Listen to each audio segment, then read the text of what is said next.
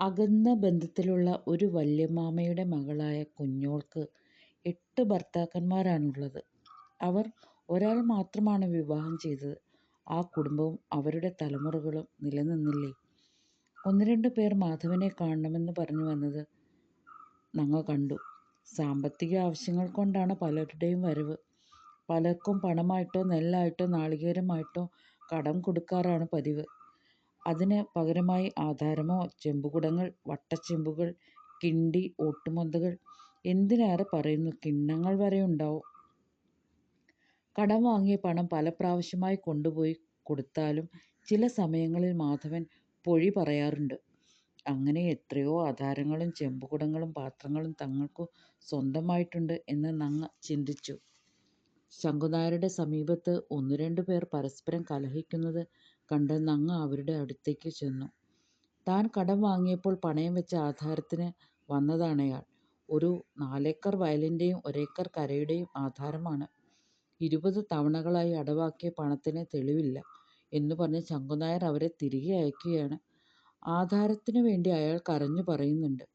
10 വർഷത്തിലേറെയായി ആധാരം മാധവന് കൈവശം വന്നണഞ്ഞിട്ട്. തിരികെ കൊടുക്കാനുള്ള മനസ്സില്ലായ്മ അയാളെ ഒരു ദുഷ്ട മനസ്സിനുടമയാക്കി. പക്ഷേ ഞങ്ങയും മറുത്തൊന്നും പറഞ്ഞില്ല. കാരണം മാധവനുള്ള സ്വത്തെല്ലാം തങ്ങൾക്കുള്ളതാണ് എന്ന പരമാർത്ഥം ഞങ്ങൾക്കും ശങ്കുനായർക്കും ബോധ്യമുള്ളതുമാണ്. 10 മണി കഞ്ഞിക്ക് ഒരു 10 പേരെങ്കിലും ഉണ്ടായിരുന്നു. ഞങ്ങ എല്ലാ ദിനങ്ങളിലും പണിക്കാർക്കുള്ള ഭക്ഷണം തൻ്റെ അടുക്കളയിൽ തന്നെയാണ് പാകം ചെയ്യാറ്. പുറം പണികൾക്കായി വരുന്ന ചോദിയും ഞങ്ങയെ സഹായിക്കാറുണ്ട്.